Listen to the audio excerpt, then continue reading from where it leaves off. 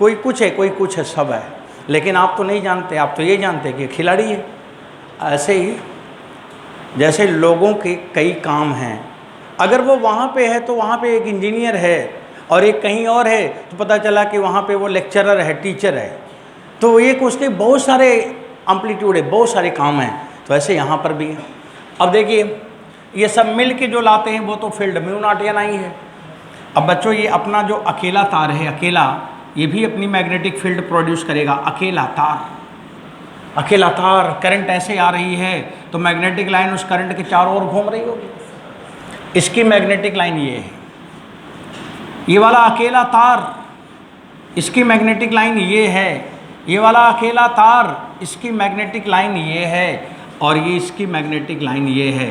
तो बताओ ये जो सब तार लोग जिस वायर को हम ले रहे हैं, एक कंबाइंड एक फील्ड लाते हैं और एक फील्ड अपना इंडिविजुअल भी लाते हैं। इंडिविजुअल इनका अपना है। ऐसे अभी नीचे वाले को आप बताना, इसमें क्या है, अंदर जा रही है करंट, तो लाइनें क्लॉकवाइज होंगी कि एंटी क्लॉकवाइज हैं? क्लॉकवाइज होगी। अब इसकी अपनी फील्ड है बच्चों, इसकी अपनी फील्ड है,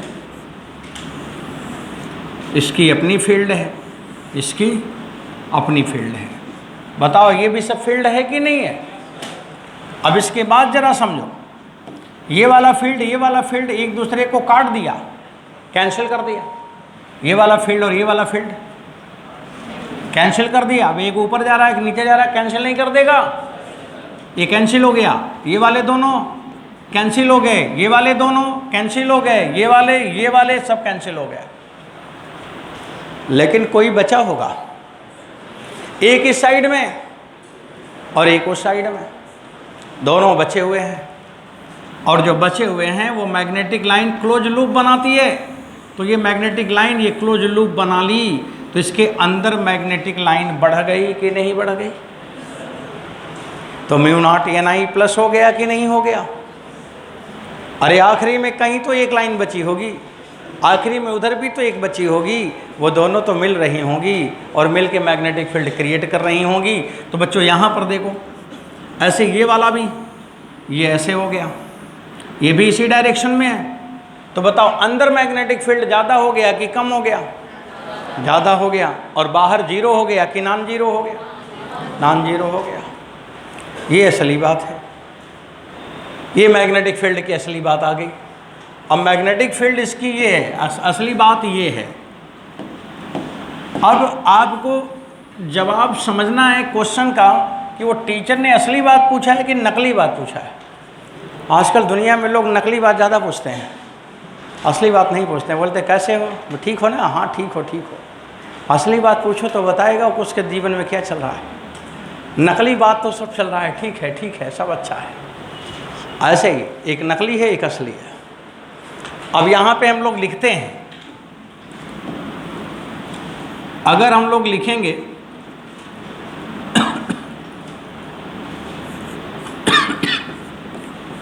neglecting edge line, edge line, और यहाँ पे लिखेंगे with edge line, with edge line. यहाँ नेग्लेक्टिंग वर्ड सही नहीं है, विदाउट लिखो, विद और विदाउट, विदाउट एज लाइन। तो बच्चों एक है विद एज लाइन और एक है विदाउट एज लाइन।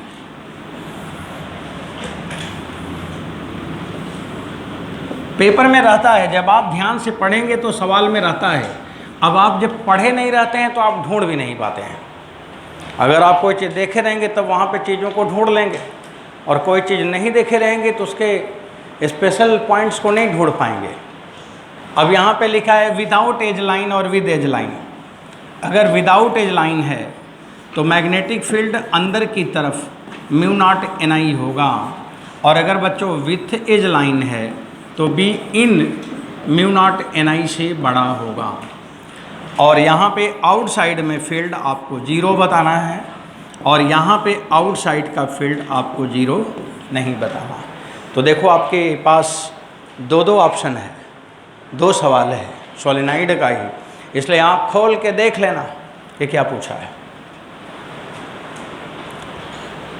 अब इस एज लाइन का इफेक्ट और कहीं पे है, उसको भी बता दें आपको।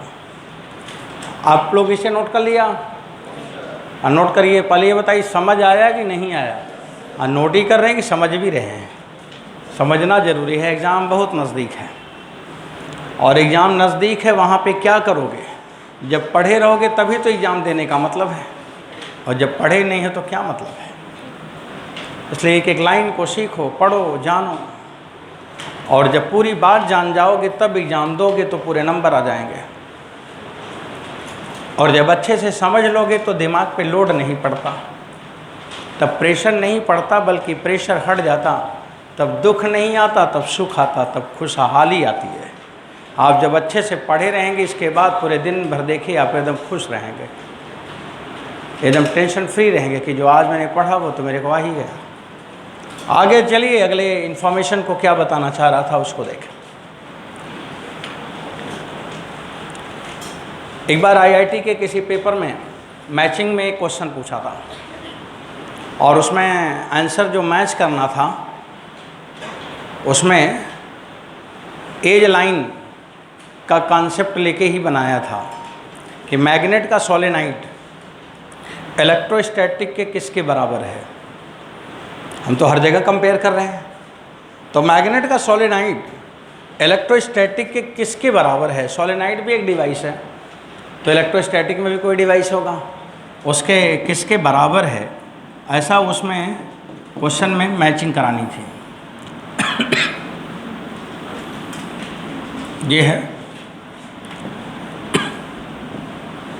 ये कैपेसिटर है,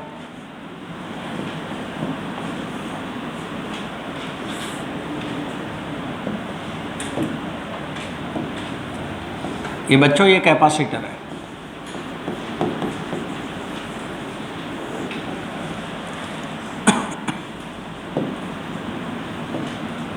और इस कैपेसिटर पे चार्ज है, यहाँ पे चार्ज है, यहाँ पे चार्ज है, यहाँ पे नेगेटिव चार्ज है। इलेक्ट्रिक फील्ड पॉजिटिव से नेगेटिव की तरफ होगी, इधर हो गया, इधर हो गया। इसकी वैल्यू कितनी होगी? Sigma upon epsilon not. ये भी यूनिफॉर्म है, यहाँ भी सिग्मा, हर जगह यही है। लेकिन ऐसा नहीं है। जब आप यहाँ पे आओगे तो आपने देखो, जब भी कभी चित्र को देखोगे कैपेसिटर किताब में, तो इलेक्ट्रिक फील्ड यहाँ दिखाता है, लाइनें यहाँ दिखाता है, ऊपर की ओर कभी नहीं दिखाता है। अब ऊपर की ओर क्यों नहीं दिखाता है? क्योंकि आपने पढ़ा है कि charge storage capacity is maximum at sharp point. तो जो एक कोना है, यहाँ पे सबसे ज़्यादा चार्ज स्टोरेज है। तो बताइए चार्ज स्टोरेज कैपेसिटी सबसे ज़्यादा कहाँ होगा? Sharp point. अगर कैपेसिटर का प्लेट है तो कोना बनेगा कि नहीं बनेगा? क्या बिना कोने का वो प्लेट बन सकता है? पैरेलल प्लेट के बिना कोने का ये बोर्ड है, ऐसे ही तो प्लेट होगा। जैसे हमारा बोर्ड है तो बोर्ड में देखो 4 कोना है, 1 2 3 4 कोना है, तो बिना कोना का तो प्लेट नहीं बनेगा। और अगर कोने पे चार्ज की बात करें तो सबसे ज़्यादा होगा, और जब सबसे ज़्यादा होगा तो यहाँ से ये लाइनें निकल के ऐसे आएंगी, ये लाइनें निकल के ऐसे आएंगी, ये लाइनें निकल के ऐसे आएंगी, ये लाइनें निकल के ऐसे आएंगी।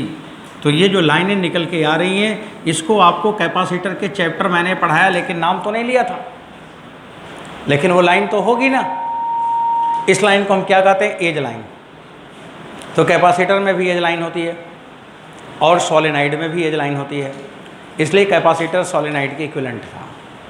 उस पेपर में सवाल जो था उसमें यही था, मैचिंग में कौन किसके इक्विवेलेंट है। तो इस एज लाइन के हिसाब से इक्विवेलेंट टीचर ने लिखा था।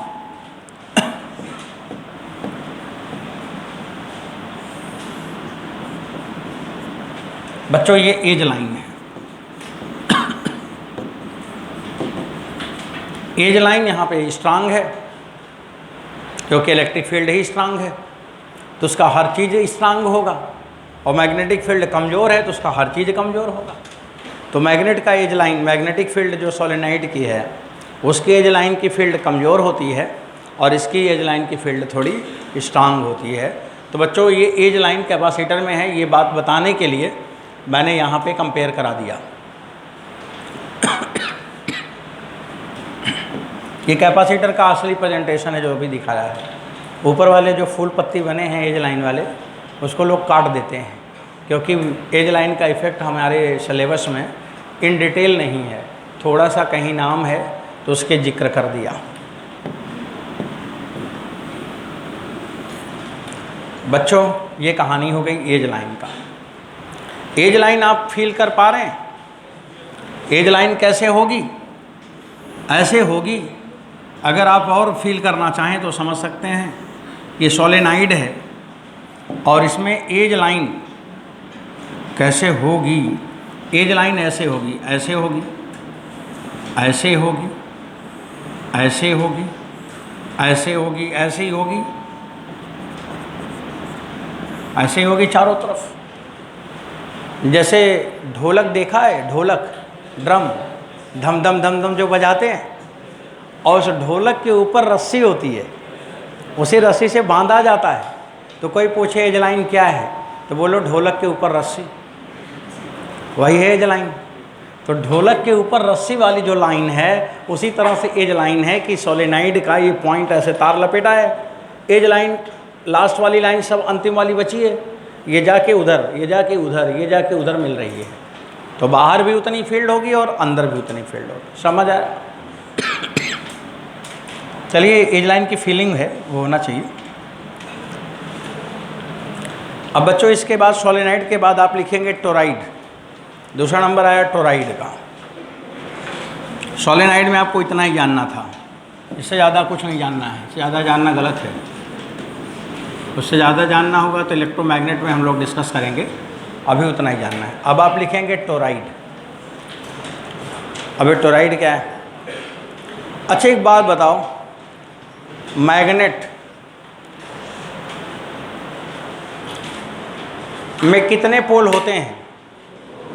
दो हो सकता है, 3 भी हो सकता है, कॉन्सेक्वेंस पोल। अब आप लोग 2 ही पोल पढ़ते हैं, चलो 2 ही मान लो, 2 पोल है। क्या मैग्नेट एक पोल का होगा? Single pole, not possible. क्या मैग्नेट बिना पोल का होगा? अब मैग्नेट क्या बिना पोल का होगा? आंसर है नहीं। क्या सिंगल पोल का होगा? उसका भी आंसर है नहीं। ठीक है, आपको जो समझ आ रहा है आपने आंसर दिया। अब बच्चों ध्यान से सुनो,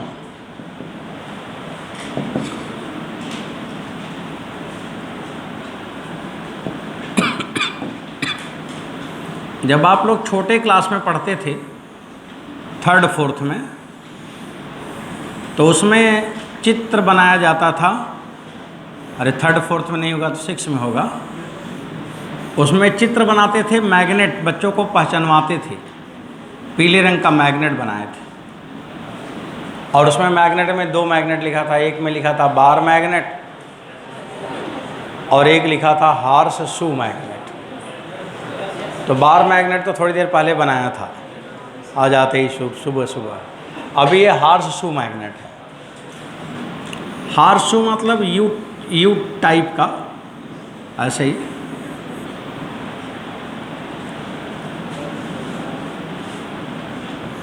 अब अगर ये मैग्नेट है बच्चों, पोल तो होगा ही। ये मैग्नेट है और इसमें पोल भी है।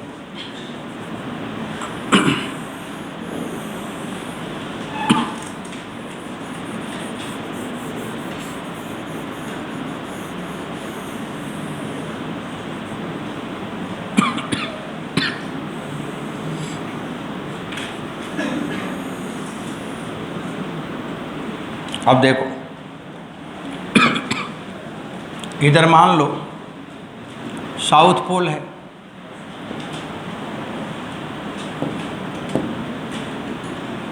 बच्चों इधर मान लो साउथ पोल है, इधर नॉर्थ पोल है।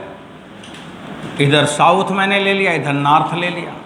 अब मैग्नेट को अगर मैं इधर घुमा दूंगा तो क्या मैग्नेट मना करेगा? क्यों घुमा रहे हो? हम चाहे जो कर दें। इसमें भी 2 पोल है, इसमें भी 2 पोल है, मैग्नेट है।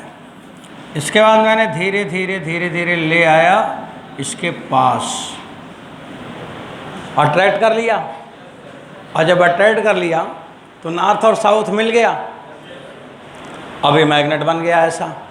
अब बताइए इसमें कहाँ पे नॉर्थ पोल है, कहाँ पे साउथ पोल है? नॉर्थ पोल साउथ पोल है कि समाप्त हो गया? समाप्त हो गया। तो मैग्नेट तो है, अभी भी लोहा लक्कड़ खींच रहा है मैग्नेट, लेकिन इसका पोल नहीं है। तो मैग्नेट विदाउट पोल पॉसिबल। तो ये मैग्नेट बिना पोल का हो गया, इसी को टोराइड कहते हैं। तो टोराइड क्या है? मैग्नेट विदाउट पोल।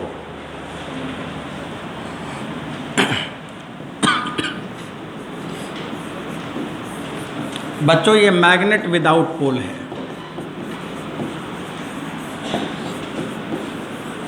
ये बिना पोल का मैग्नेट है, इसी को टोराइड कहते हैं। अगर कोई पूछे टोराइड क्या है, तो टोराइड का मतलब आप कह सकते हो मैग्नेट विदाउट पोल। आप ये कह सकते हो मैग्नेट विदाउट पोल, ये टोराइड है। अब ये क्लासिकल मैग्नेट है। अब बच्चों मैं दूसरा मैग्नेट बना रहा हूँ, इलेक्ट्रोमैग्नेट।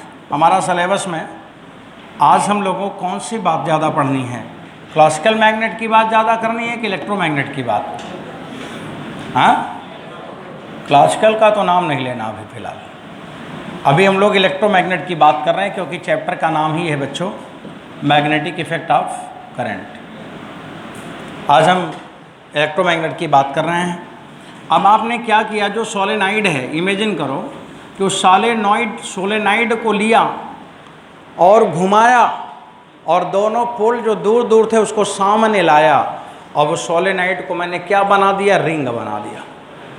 तो जो दो पोल किनारे थे, एक नॉर्थ था और एक साउथ था, लोग कहते हैं कि ये दो पोल मिल नहीं सकते, और हमने उन दोनों पोल को मिला दिया।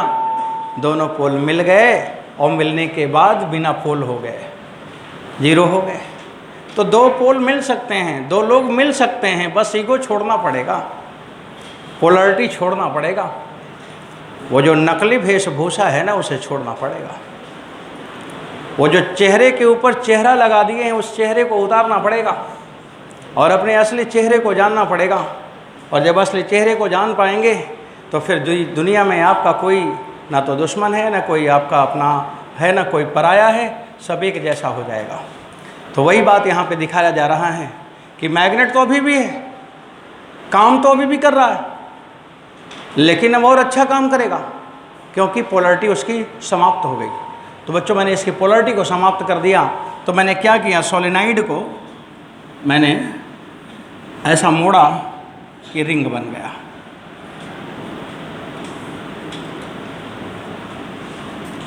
अब ये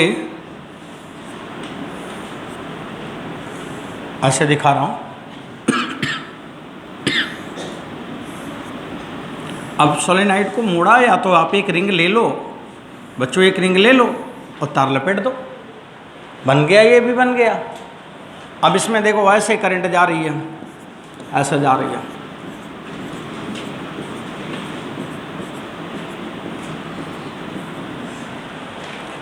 अब यहाँ पे कोई अंतर है? आप जहाँ भी खड़े होइए आपको एक जैसा दिखेगा, इसलिए इसमें सिमेट्री लगेगा। क्या लगेगा? सिमेट्री, लॉ ऑफ सिमेट्री, माने बायट-सावर्ट लॉ नहीं, एम्पियर्स लॉ लगेगा। अब यहाँ से एम्पियर लॉ आ गया। ये बायट-सावर्ट लॉ से अब काम नहीं होना है, अब एम्पियर के लॉ से काम होना है, क्योंकि सिमेट्री आ गई ना। और बच्चों यहाँ पे कोई पोल नहीं है, क्योंकि नॉर्थ साउथ तो मिल गया। यहाँ जो आखिरी में ये लाइनें बच जाती थी तो एज लाइन बना लेती थी, और अब वो लाइनें भी कट गई, एज लाइन भी समाप्त हो गया। इसमें कोई एज लाइन नहीं होता। तो टोराइड में नो एज लाइन, इसमें कोई एज लाइन नहीं होता। एंडलेस मैग्नेटिक लाइंस,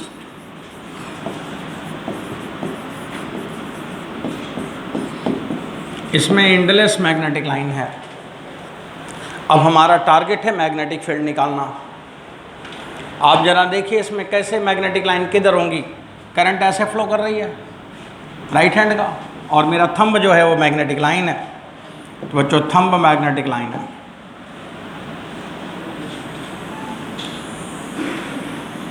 अब ये मैग्नेटिक लाइन हो गया, यहाँ से ये डिस्टेंस स्मॉल आर है, करंट इसमें कितनी जा रही है आई। नंबर ऑफ टर्न काउंट किया जा सकता, काउंटेबल है, इनफाइनाइट या नहीं है, काउंट करेंगे।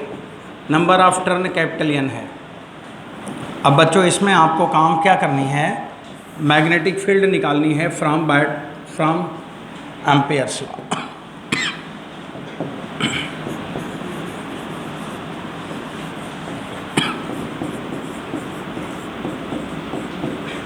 एम्पियर्स लॉ, एम्पियर लॉ क्या है, B और dl बराबर mu naught I in side. तो B dl का मान क्या होगा 2 पाई r बराबर mu naught I in side क्या होगा ni। तो बच्चों टोराइड का मैग्नेटिक फील्ड बहुत पूछता है पेपर में, बहुत पूछता है। तो mu naught by 2 pi ni upon small r। ये देखो आपको फार्मूला मिल गया। आज तो मेरा यही टारगेट है, टोराइड का मैग्नेटिक फील्ड निकालना था, निकाल दिया।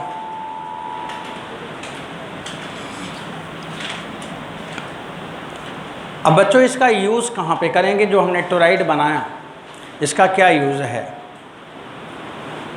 इसमें कोई पोल नहीं है, तो इसका यूज़ हम कहाँ करते हैं। आप लोगों ने देखा होगा रेडियो, रेडियो में एक मैग्नेट होता है, देखा है रेडियो का मैग्नेट। नहीं देखा है तो आज घर पे जाके रेडियो खोल के देखना मैग्नेट उसका कैसा है। नहीं तो किसी दुकान पे जाना, रेडियो रखा होगा, निकाल के उसे बोलना मैग्नेट दिखाओ मेरे कैसा है। तो जब मैग्नेट आप देखोगे तो उसका मैग्नेट ऐसे ही होगा, ऐसे ही गोला सा। वो टोराइड है, क्योंकि उसमें पोलैरिटी ख़त्म हो गया है। जब वो पोलैरिटी ख़त्म हो गया तो चाहे ईस्ट में हो, चाहे नॉर्थ में हो, चाहे साउथ में हो, चाहे आसमान में हो, चाहे पाताल में हो, अब उसके लिए सब बराबर है। इसलिए हर तरफ के रेडियो प्रोग्राम की जो वेव्स आती हैं और उसको रिसीव कर लेता है और आपको वो सारे प्रोग्राम सुनाई देता है। तो कम्युनिकेशन के लिए मैंने यूज़ किया। और अगर उसमें पोलैरिटी होता तो फिर किसी डायरेक्शन के प्रोग्राम को सुनाई देता और किसी डायरेक्शन के प्रोग्राम को हम नहीं सुन पाते, तो फिर हम रेडियो कैसे बनाते। तो रेडियो बनना है तो इसका मतलब आपको क्या करना है, अपने अंदर पोलैरिटी समाप्त करना है। हर तरफ की चीज़ें आपको समझ में आएंगी। और नहीं अगर पोलैरिटी होगा तो जो आपके मन को अच्छा लगेगा वो समझ में आएगा, और जो आपके मन को अच्छा नहीं लगेगा, कितना भी अच्छा है, वो आपको समझ नहीं आएगा। तो यहाँ पे आपको इसका यूज़, सबसे अच्छा यूज़ क्या है, कम्युनिकेशन में रेडियो में लगाया मैंने। तो आप इसका यूज़ तो लिख ही लेना कि आखिर हम कहाँ पे इसको पढ़ेंगे, किस जगह इसको हम यूज़ करते हैं। तो बच्चों यूज़ है इन कम्युनिकेशन, ये कम्युनिकेशन में यूज़ होता है।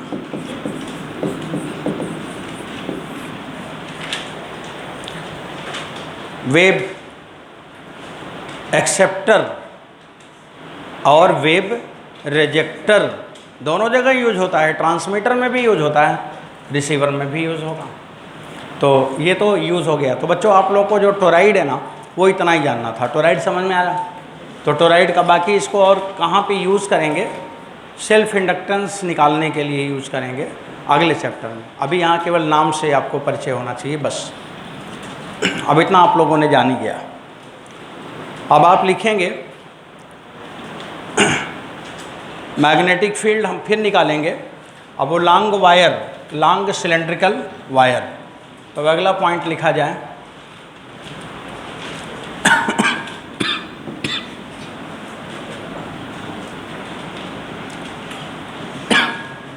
एक क्वेश्चन कर लेते हैं ना, तब लिखते हैं। Magnetic field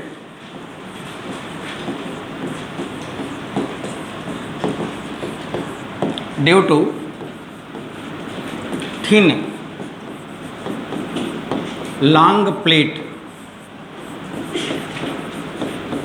having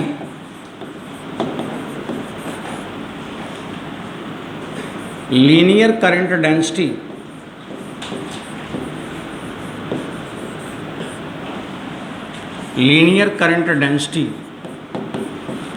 lambda। आप लोगों ने जैसे पढ़ा था इनफाइनाइट प्लेन शीट E बराबर सिग्मा अपान 2 एप्सिलॉन नॉट, उसके बराबर का मैं एक इनफाइनाइट प्लेन शीट यहाँ भी दिखाऊंगा और उसका मैग्नेटिक फील्ड निकालने के डायरेक्शन में ले जा रहा हूँ आपको। तो देखो ये आर्टिकल को ज़रा समझाता हूँ पहले बना के।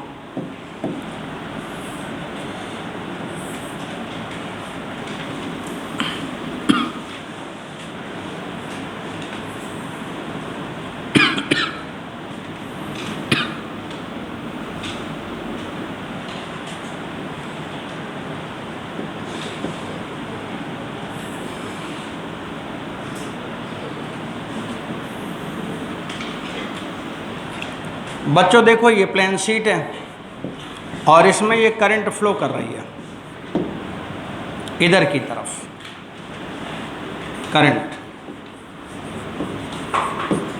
और यहाँ पे मैंने लेमडा लिखा है, लेमडा माने करंट पर यूनिट लेंथ, क्योंकि ये तो इनफाइनाइट है। अगर इनफाइनाइट है तो हम कितनी करंट हम कहाँ पाएंगे, तो जितना लेंथ लेंगे उतना हमें करंट मिल जाएगा।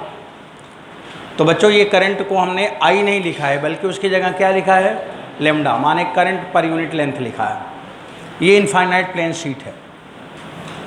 आपको मैग्नेटिक फील्ड कहाँ पूछा है, जगह किस देश में पूछा है, देश नहीं मतलब कहाँ पूछा है, यहाँ पूछा है, इस जगह। कितना दूरी पे है, x। इस प्लेट से ऊपर x दूरी पे पूछा है, वो सवाल हो गया। अब उस सवाल को समझने के लिए आप यहाँ देखेंगे। अब उतना बड़ा प्लेट अगर हम लेंगे, ले तो सकते हैं लेकिन आपको पक्का नहीं समझ आएगा, इसलिए बहुत ज़्यादा चित्र नहीं बनाना चाहिए, काम का थोड़ा सा चित्र बना लो। ये प्लेट आप अपने सामने देख लो। बच्चों अब ध्यान से सुनो, अब लिखो मत, समझो। ये मैंने प्लेट बना ली, लॉन्ग प्लेट, और हमें इस पॉइंट पे मैग्नेटिक फील्ड पूछा है। इस पॉइंट पर कितना दूरी पे है, x। इसी जगह b का मान पूछा है। एम्पियर लॉ लगेगा इसमें, क्योंकि इनफाइनाइट है, लॉ ऑफ सिमेट्री का केस है। एम्पियर ने क्या कहा था, एम्पेरियन लूप बनाओ। क्या बोला, एम्पेरियन लूप। तो x दूरी चारों तरफ, इधर भी x, इधर भी x, इधर भी x, इधर भी x, इधर भी x, इसे हम कहेंगे एम्पेरियन लूप। मतलब x इधर भी है, x इधर भी है, x इधर भी है,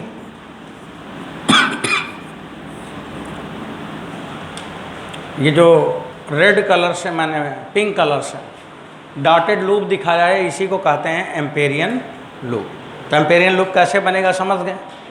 एक साइड में जो दूरी दिया है ना, उतना दूरी चारों तरफ ले लो और उसको ढको, जैसे गाउस थ्योरम में बोलता है उसी तरह से बंद कर दो। बंद कर दिया। अब सुनो, ये पॉइंट है P, ये है Q, ये है R, ये है S। करंट इसमें बाहर की तरफ आ रही है, ये बाहर की तरफ आ रही है। तो बताओ इसकी वजह से मैग्नेटिक फील्ड ऊपर किधर होगा, राइट हैंड से देखो, ये करंट बाहर की तरफ आ रही है, तो मैग्नेटिक फील्ड ऊपर किधर होगा, ऐसे देखो किधर है, राइट की लेफ्ट, ये राइट है, इधर लेफ्ट है। और अगर नीचे पूछा जाए, राइट है। अबे इधर ये करंट है और ये मैग्नेटिक लाइन है। अभी जब नीचे देख रहा है तो मैग्नेटिक लाइन नीचे जा रही कि नहीं, और जब ऊपर देख रहा है, ऊपर ऐसे, तो मैग्नेटिक लाइन उधर जा रही कि नहीं, और जब नीचे देख रहा है तो मैग्नेटिक लाइन इधर जा रही है। बस ये इतना समझना था। अपना अपना हाथ मोड़ के समझ लो, नहीं बाद में पता चला दाएं हाथ में पेन लेके बाएं हाथ मोड़ रहा है।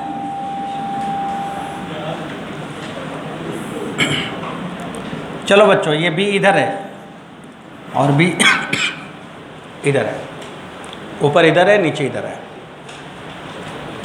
अब हमें उसी बी को निकालना है। एम्पियर लॉ लगाएंगे, बोर्ड पे देखते जाना। एम्पियर लॉ क्या है? B dot d l, B dot d l कहाँ से कहाँ तक? पी से Q plus B dot d l कहाँ से कहाँ तक? क्यू से R plus B dot d L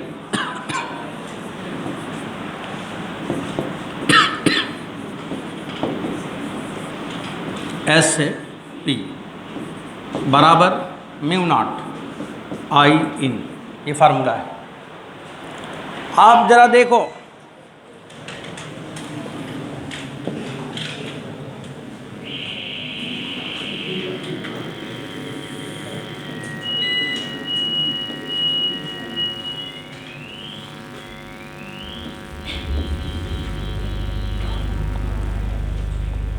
बच्चों पी से क्यू वाली बात जरा देखो, बताओ बी और डी एल एक ही तरफ है कि नहीं? तो बी उधर है और डी एल की जगह क्या लिखोगे? 2x, और थीटा का मान 0 है, तो बी डॉट डी एल माने B d l cos theta. Theta 0 है तो कॉस 0 1 हो गया। आप क्यू से आर देखो, क्यू से आर में लेंथ इधर है और बी इधर है 90 डिग्री, तो 0 हो जाएगा। प्लस आर से एस देखो, बी इधर है और एल भी इधर है, 2x है, ये तो लूप तो ऐसे ही बनेगा। अब दोनों एक तरफ है तो b इंटू 2x हो गया। और ये वाला देखो s से लेकर p तक 90 हो गया, 0 हो गया। म्यू नॉट आई इन क्या होगा? Current per unit width lambda है और ये विड्थ कितनी है? 2x, तो करंट कितनी हो गई? Lambda into 2x। अब इसके बाद देखो b into 2x, b into 2x, ये 2x 2x 2x तो काट दो, तो 2b बराबर हो जाएगा म्यू नॉट लेमडा। तो बच्चों b का मान कितना आया? म्यू नॉट लेमडा अपान 2 आया। ये मैग्नेटिक फील्ड आ गया। कितना आया? Mu naught lambda by 2। आपके एग्ज़ाम में ये कई बार आ चुका है, दर्जनों बार पूछा हुआ है पेपर में, और ऑलमोस्ट ये हर एग्ज़ाम में आता है, चाहे वो आपका मेडिकल एंट्रेंस हो चाहे इंजीनियरिंग एंट्रेंस हो, पूछता है, क्योंकि ये सब मतलब की चीज़ें हैं, ये पूछना चाहिए। नोट हो गया?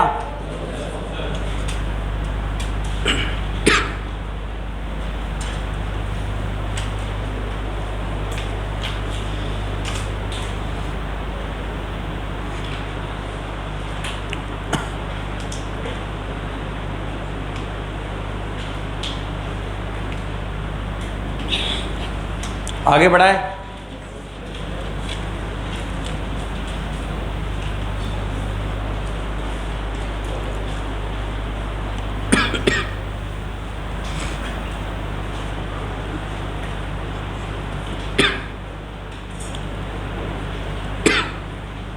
हो गया जी? चलो देखो आगे। अब देखो यहाँ पे थिन प्लेट है, thin infinite plate, thin infinite plate.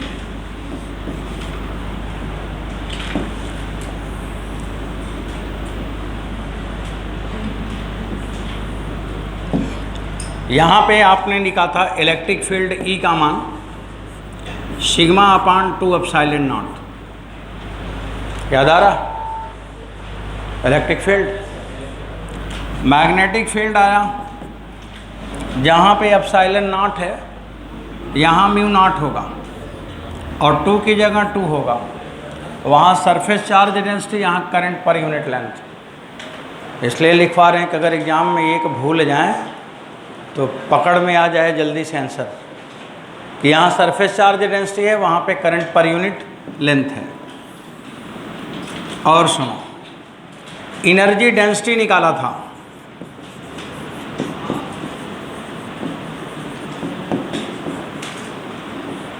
U बराबर 1/2 एप्सिलॉन नॉट ई स्क्वायर। यहाँ पर भी u बराबर मैं लिखूँगा, बोलो बच्चों, एप्सिलॉन नॉट ऊपर है, ई स्क्वायर माने B square upon 2 mu naught. अभी आपके एग्जाम में पूछा हुआ था कि magnetic energy per unit volume क्या, कौन सा ऑप्शन सही है, यही ऑप्शन टिक करना था, B square by 2 mu not.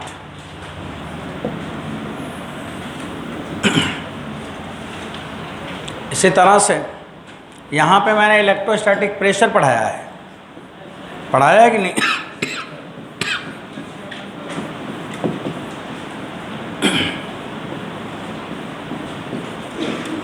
ये भी प्रेशर में आता है, यू भी आता है। अब इलेक्ट्रोस्टैटिक प्रेशर को हम अगर ये लिखें P बराबर sigma square upon 2 epsilon not, तो बच्चों मैग्नेटोस्टैटिक प्रेशर IIT एडवांस के पेपर में पूछ लिया था मैग्नेटिक प्रेशर। कई लोग घूमते घूमते घर चले आए, गूगल पे डाले, लिखा नॉट फाउंड।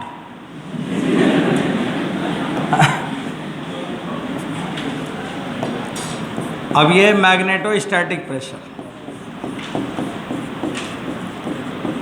और